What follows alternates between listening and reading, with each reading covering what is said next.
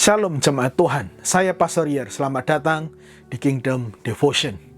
Senang hari ini kita bisa sampai juga di bagian penutup daripada surat 1 Tesalonika.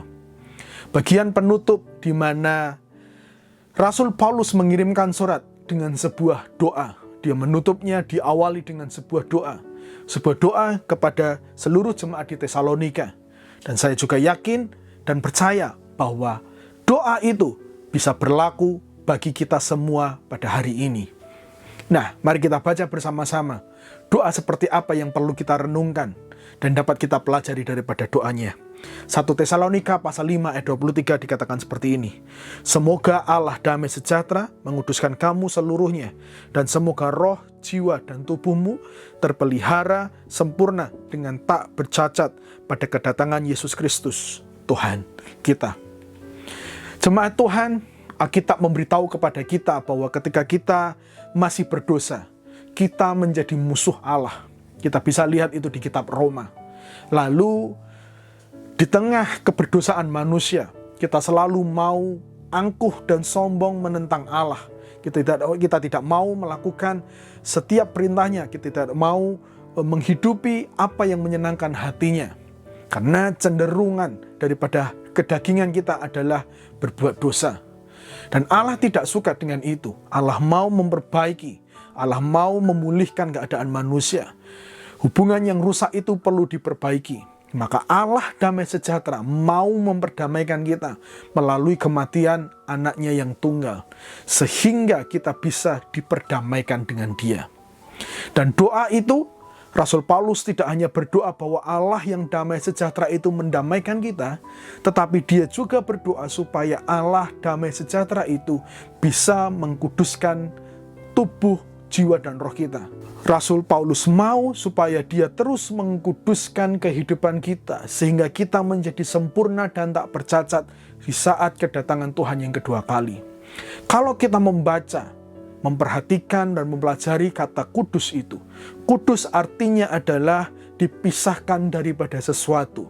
Artinya Rasul Paulus berdoa supaya kita bisa dikuduskan, dipisahkan daripada dosa, dipisahkan daripada dunia. Supaya kita bisa menjadi sempurna, roh, jiwa, dan tubuh kita tidak menjadi cacat, tidak menjadi berkurang, tetapi menjadi lebih baik karena Tuhan mengerjakan sesuatu di dalam hidup kita. Kita tidak bisa melakukan pengudusan dengan diri kita sendiri. Pengudusan kita terima daripada Tuhan. Pengudusan diberikan oleh Tuhan kepada kita semua. Sehingga kita bisa dikuduskan sepenuhnya. Jadi dua hal ini yang bisa kita terima melalui doa Rasul Paulus. Di mana kita diperdamaikan dan kita dikuduskan. Kita mengucap syukur setiap hari kita bisa menerima pengudusan yang daripada Tuhan. Namun pertanyaan berikutnya yang perlu kita perhatikan bersama-sama. Apa yang harus kita lakukan setelah kita dikuduskan oleh Tuhan? Saya akan menutup Kingdom Devotion ini dengan menjawab pertanyaan ini. Apa yang harus kita lakukan setelah kita diperdamaikan dan setelah kita menerima pengudusan yang daripada Allah saja? Dengan membaca Efesus pasal 4 ayat 21 sampai 24, kita bisa menemukan apa yang bisa kita lakukan. Begini firman Tuhan. Karena kamu telah mendengar tentang Dia dan menerima pengajaran di dalam Dia menurut kebenaran yang nyata dalam Yesus, yaitu bahwa kamu berhubung dengan kehidupan kamu yang dahulu harus meninggalkan manusia lama yang menemui kebinasaannya oleh nafsunya yang menyesatkan. Supaya kamu dibaharui di dalam roh dan pikiranmu, dan mengenakan manusia baru yang telah diciptakan menurut kehendak Allah di dalam kebenaran dan kekudusan yang sesungguhnya. Perhatikan, saya akan ulangi daripada ayat 22, karena itu yang bisa kita lakukan bersama-sama setelah menerima pengudusan daripada Tuhan.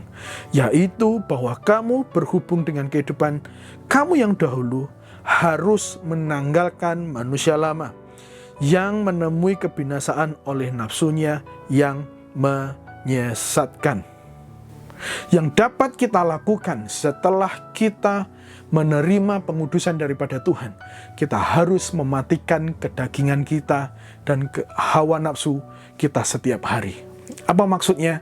Di mana kita harus terus bertobat Kita harus mau diubahkan, kita harus mau mengikuti teladan Kristus supaya kita bisa semakin serupa dengan Dia. Jadi jemaat Tuhan, kita sudah menerima perdamaian dan pengudusannya Tuhan. Maka kita perlu bertobat bersama-sama supaya setiap hari kita bisa diperbaharui. Mari kita berdoa. Kami ucap syukur Tuhan bahwa kami telah diperdamaikan dengan Engkau. Bukan karena pahala kami, bukan karena perbuatan baik kami, bukan karena apa yang bisa kami lakukan, tetapi melalui anak-Mu yang mau mati dan bangkit bagi kami semua itu, membuat kami bisa diperdamaikan dan dikuduskan setiap hari. Mampukan kami setiap harinya untuk menerima pengkudusan itu, di mana kami harus mengerjakan keselamatan kami, di mana kami juga harus mau bertobat dan berubah, lebih baik lagi mematikan kedagingan kami dan hidup di dalam Roh-Mu saja ya Tuhan. Terima kasih ya Tuhan. Terima kasih buat firman yang sudah kami renungkan bersama-sama. Di dalam nama Yesus, haleluya. Amin, amin. Jemaat Tuhan, setelah kita diperdamaikan dan dikuduskan, mari kita bersama-sama terus berubah, bertobat setiap hari dari setiap kelemahan kita, sehingga kita bisa semakin serupa dengan Dia. Tuhan Yesus memberkati. Sampai jumpa minggu depan.